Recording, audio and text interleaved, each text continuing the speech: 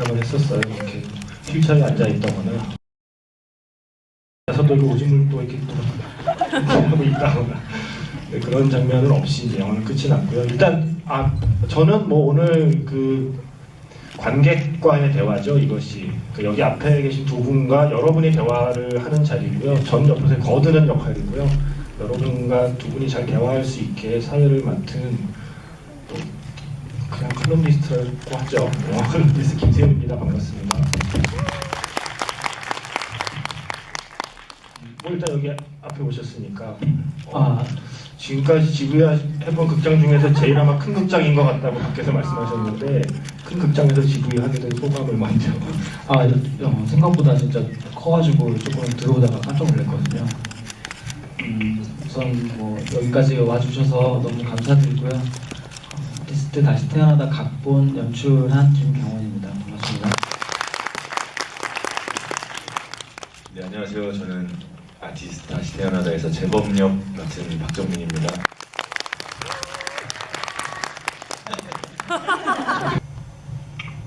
정말 물리적으로 딱 처음 시나리오를 봤던 그 첫 순간에는 그 재범이라는 인물에 대한 부담감이 있었죠. 우선 이 영화를 준비할 수 있는 시간이 부족했었고, 저는 동주라는 영화를 촬영하는 도중에 또 이 시나리오를 받았기 때문에 이게 그 동주를 촬영하던 중간에 받은 시나리오였어요. 네. 그리고 동주가 촬영이 끝나고 3일 정도 있다가 크랭크인인 영화라서 제 머리가 빡빡이라는 거에 대한 부담도 있었고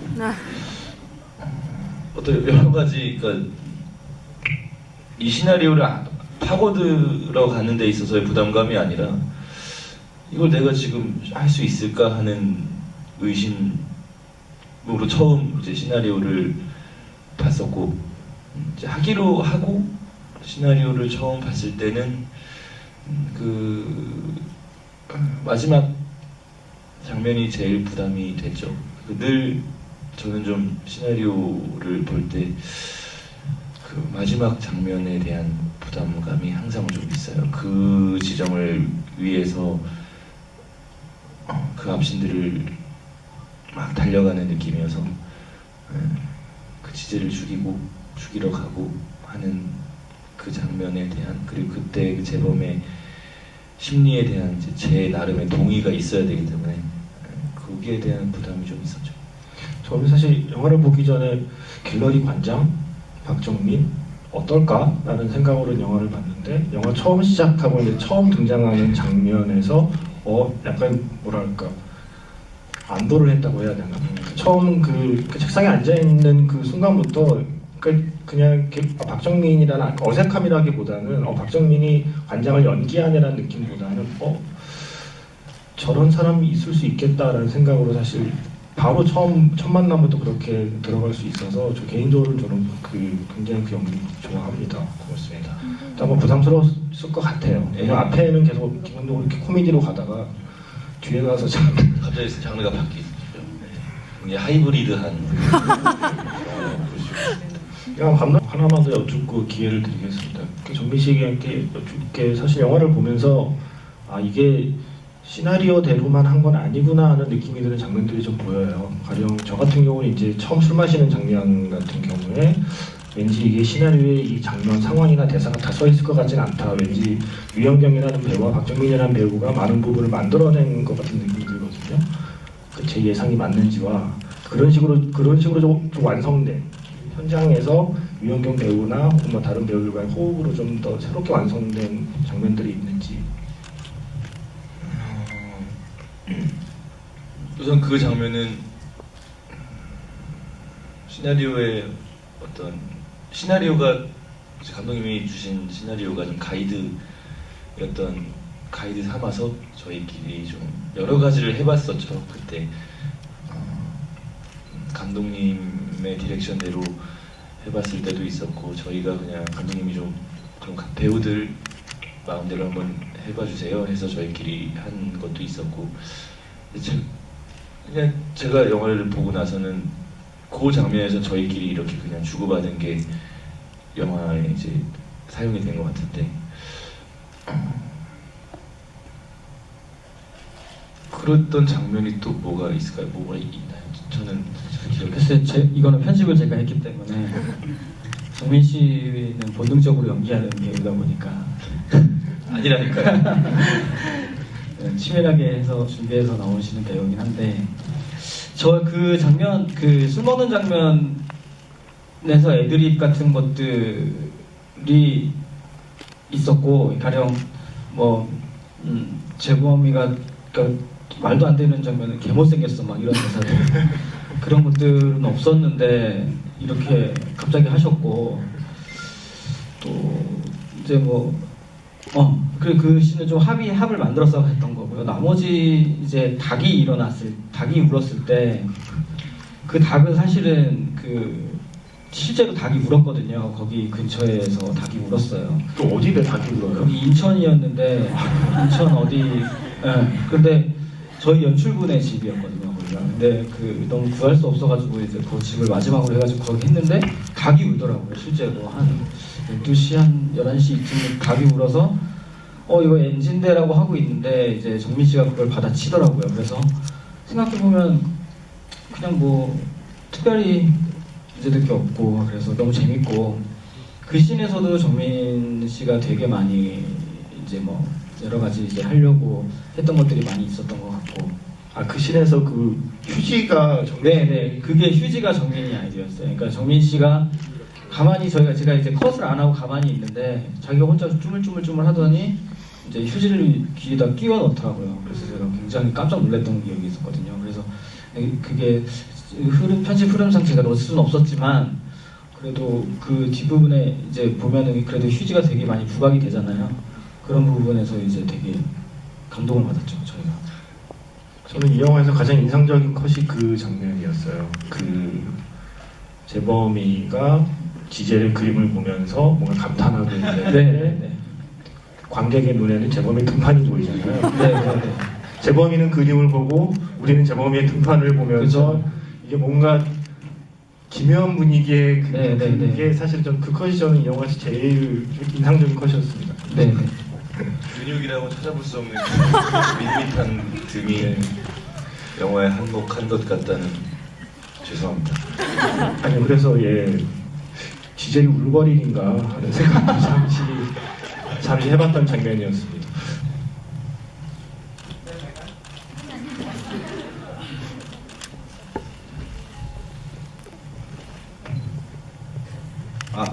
네, 안녕하세요. 재밌게 봤습니다. 네.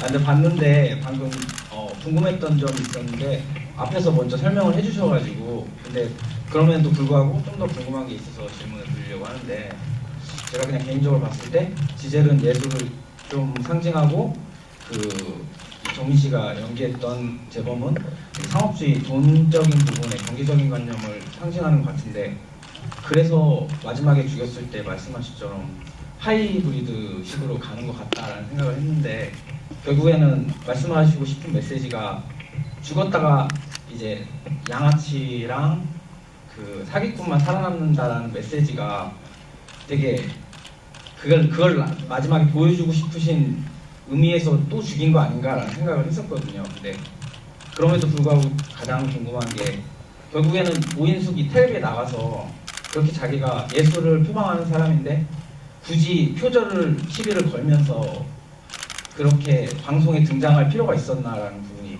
궁금하거든요. 왜냐면 정말 자기가 예술을 하는 사람이라면 혼자서 작품을 하고 유명해지면 될 일인데 그런 이슈를 만드는 것 자체가 좀 재범이랑의 행동에 있어서 뭐가 다른가라는 부분이 있었거든요. 그 부분에서 지젤은 그러니까 지젤이 의미하는 것과 오인숙이 의미하는 것, 그러니까 지젤이 두 가지의 입장에서 놓고 봤을 때 오인숙이 이런 때 잘못 고르면 힘들어서 제가 짐을 떠넘기겠습니다. 질문자를 정민 씨가 골라주시면. 계속 손을 들고 계셨던 분이 계세요. 노트 하나를 들고 저기 지금 저 노트로 이뻐의 저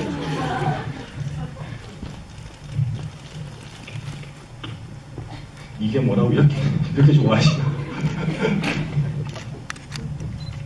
그 지젤이 죽었을 때, 면접 봤을 때 그 예술가는 세상을 풍요로워지는 사람이라고 한다고 말을 하잖아요, 상상할 때. 근데 그 깨어났을 때 막 예술가는 이러면 안 돼요 이러면서 그 전에도 똑같은 말을 해요.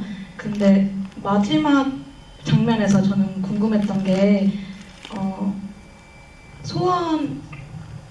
그러니까 죽은 사람도 소원을 들어준다는데 산 사람 소원을 못 들어줘? 이게 좀 생활에서 사람들이 풍요로워질 수 있게 이렇게 마음을 안정시켜준다고 이런 뜻인지 되게 어떤 의미인지 되게 궁금해서. 여기서 말하는 소원이 어떤 소원인지 정확히 모르시겠다는 말씀이신가요? 네. 예.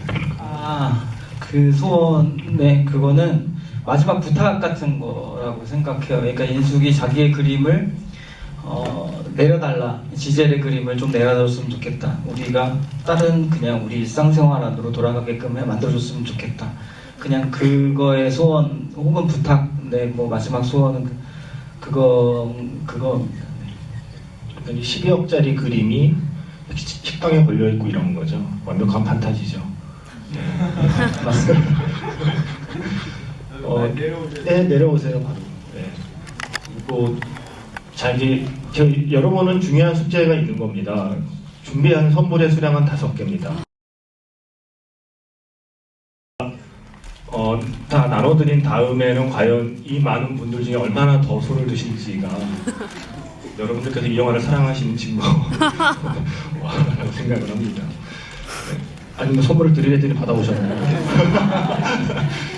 네, 그 다음 질문자는 감독님이 골라주시죠. 저는 여기 앞에서 지금 자꾸 아이 컨택을 자꾸.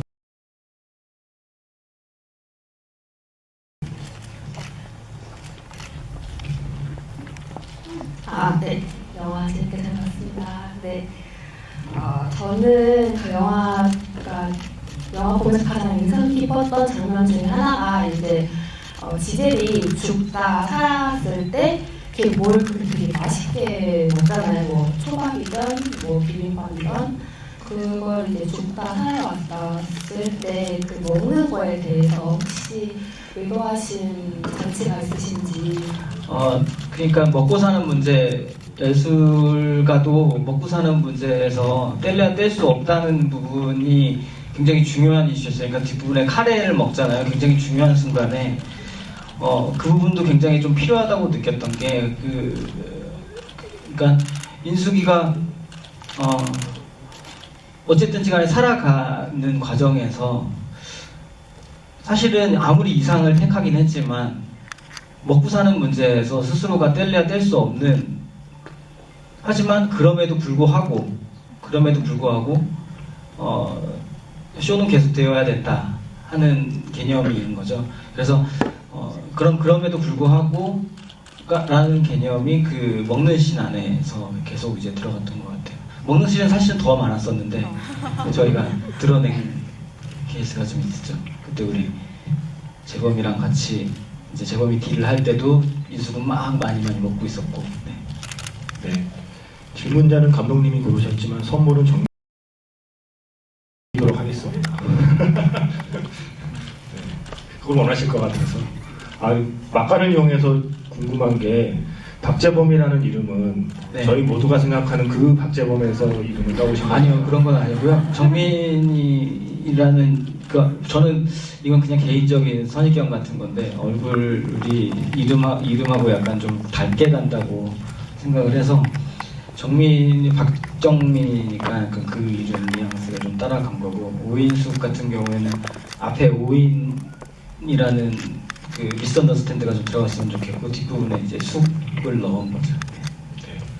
이 질문을 생각하셨던 분은 손을 내려주시면 될 것 같아요. 다음 질문자는 제가 저 뒤쪽에 계신 분을 한번 기회를 드려야 될 것 같은데요. 예, 저기 뒤에요. 자꾸 이렇게 앞자리에서만 시키면 안 될 것 같아서. 네, 박수까지 치시고 그러시니까.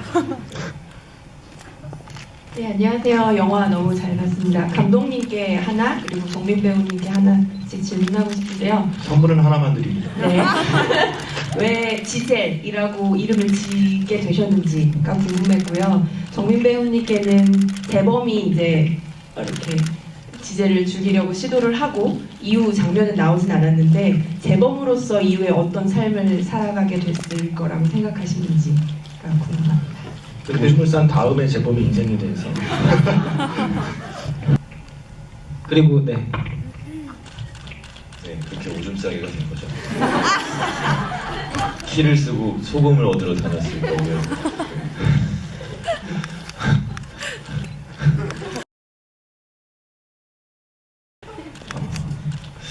원래는 그 에필로그라고 할 수 있는 부분에 재범의 씬이 하나 있었던 걸로 저는 기억을 하는데 그래요? 그게 뭐 이렇게 안경을 맞추는 그런 거였나요? 아무튼 뭐 눈에 관련된 뭐 어떤 씬이 있었는데 그건 촬영 자체를 하지 않았고 그냥 저는 감옥에 갔을 거라고 생각했어요. 감옥에 가서 그러고 살고 있겠죠. 크게 생각해보는 거는 너무 없어서요. 감옥에서 놀림받 그리고 갈게요. 저쪽에 꽃무늬. 네네네. 지금 네. 꽃무늬 맞나요? 알겠어요. 맞는 것 같습니다. 아, 네. 네, 안녕하세요. 영화를 꼭 보고 싶다 오늘 퇴근하고 달려와서 결국 봤습니다. 너무 잘 봤고요. 저는 박정민 배우님에게 질문이 있는데 네, 영화에서 이제 배우님이 하시는 대사 중에 이제 뜨실 일만 남았다 이 이야기가 있는데 요즘에 또 뭐 새로운 작품이나 이런 걸 많이 하고 계시잖아요.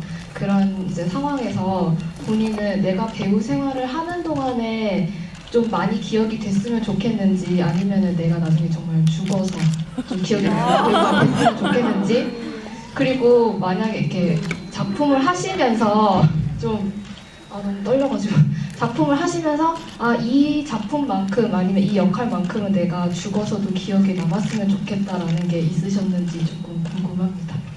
이건 기자간담회 질문 같습니다. 아마 이 영화로 인터뷰하면서 많이 받으셨을 질문인 것 같긴 해요. 의외로 처음 듣는 질문 진짜요? 네. 첫 번째 질문에 대답을 드리자면 그런 생각을 한 적이 있어요. 뭔가 죽어서 위인전에 남는 사람이 되고 싶다. 기여를 어떤 방면에서든지 사람들한테 기여를 하는 배우가 되는 게 멋있겠다라는 생각을 해본 적이 있는데 그건 제가 하고 싶다고 되는 일이 아닌 것 같더라고요.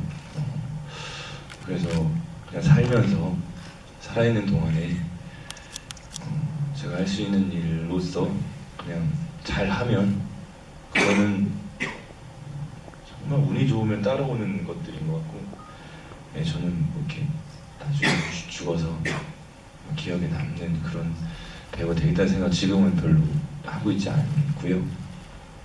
그리고 그 다음 질문이 뭐예요? 다음 질문이 뭐였죠? 생각이 본인도 까먹으신 거군요. 아니 다음 질문이 있으셨었지 않나요? 작품. 네, 찍는 동안에 어떤 캐릭터에서 이것만큼은 기억되고 싶어서 그거는 이제 제가 이 자리에서 다른 영화를 이야기하면 네, 저는 아티스트 다시 태어나의 재범 역할을 담았으면 좋겠다. 그렇게 대답드리겠습니다. 지금 질문하신 분은 선물 받으러 내려오시고요. 자, 이제는 진짜 궁금하신 분으로 이제 증명이 될 수 있는 순간입니다. 저기 뒤에 이게 조끼인가요? 분홍색? 예, 제가 잘 안 보여서. 네.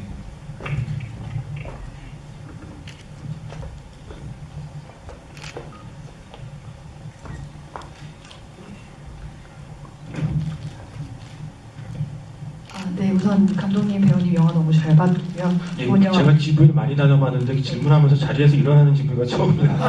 네, 그냥 네, 다들 일어나셔가지고. 예, 편하게 하시면 됩니다. 네, 감사합니다. 일단 좋은 영화 만들어서 너무 감사하고요. 영화를 보면서 가장 먼저 든 질문은 그래서 이 영화가 말한 예술가가 무엇인가라는 거였는데 류현명 씨가 연기한 오인숙 씨의 그 환상을 통해서 약간 대답을 해주실 것 같아요. 일상 속에서 풍요를 전하는 그 예술가라고 생각하신 것 같았는데 그럼 다시 맨 첫 장면 초반으로 돌아가서 예술에 대해서 차원이 있잖아요. 근데 오인숙이 그 택시기사한테 푸념하듯이 그래서 예술이 뭔데, 고차원적인 게 뭔데, 객관적인 기준도 없다라고 했잖아요. 감독님이 생각하시는 이 대중예술인 영화의 고차원적인 예술을 판단하는 객관적인 기준은 뭔지, 그리고 또 정민 씨가 생각하는 배우로서 연기의 고차원적인 거를 보여주는 기준은 뭔지가 궁금하고요. 또 가벼운 질문을 드리자면 그래서 지젤의 값이 내려갔나요? 아니면 오인숙의 값이 올라갔나요? 그건 좀 개인적으로 좀 궁금합니다. 두 번째 질문 좋다. 썼던 것이 아니고 네.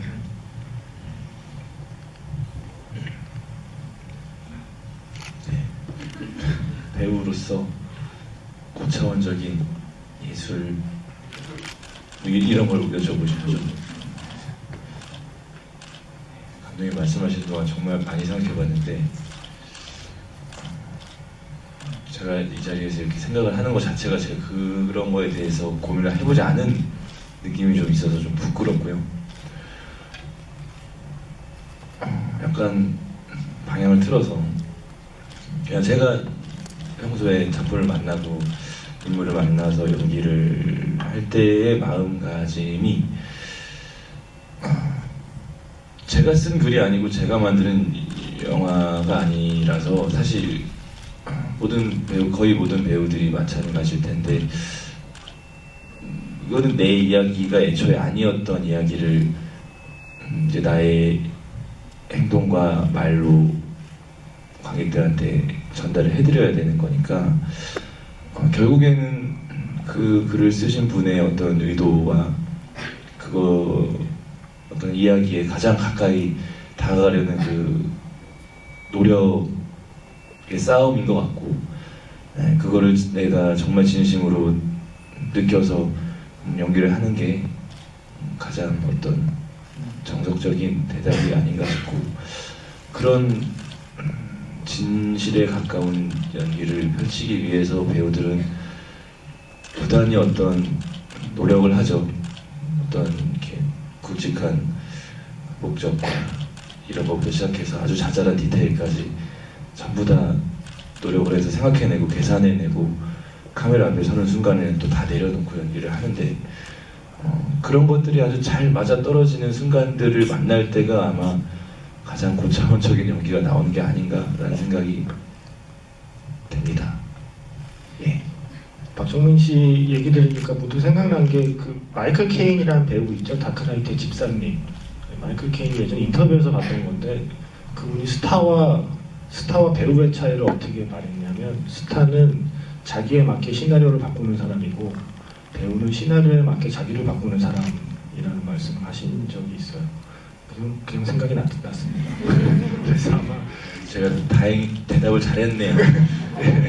그래서 그게 아마 이제 우리가 흔히 생각하는 스타와 배우의 차이를 가장 명쾌하게 그 배우의 입에서 들었던 말이라서 생각나서 전해드렸고요. 못하신 분께 번호표라도 이렇게 나무들이 우선거리 드리면 좋으련만 그런 건 안 되니까요. 다음 GV 때 기회를 노려보시기 바라고요. 오늘 어쨌든 늦은 시간까지 앉아 계신 관객분들께 마지막으로 어쨌든 지금 이 두 분이 만드신 영화를 보신 분들이니까요. 오늘 GV 소감 겸 인사 말씀 부탁드리겠습니다. 어쨌든 이렇게 많이 찾아와 주셔서 너무 감사드리고 저희 열심히 찍었고 재밌게 찍었으니까 좀 이해가 안 되는 부분이 있으면 지금 다시 내일 거 예매해 주셔가지고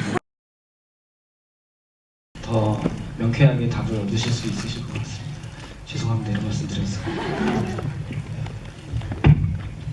근데 정말 극장이 저 이렇게 단위 있는 무대에서 집을 해본 게 적이 없는 것 같은데 이렇게 넓은 면에서 여러분들을 만나서 이야기를 나눌 수 있어서 되게 좋았고요. 앞으로도 또 이런 자리에서 계속 만날 수 있게 저도 열심히 살고 있겠습니다. 되게 찾아와 주셔서 정말 감사드리고요. 네, 많이 홍보해 주세요.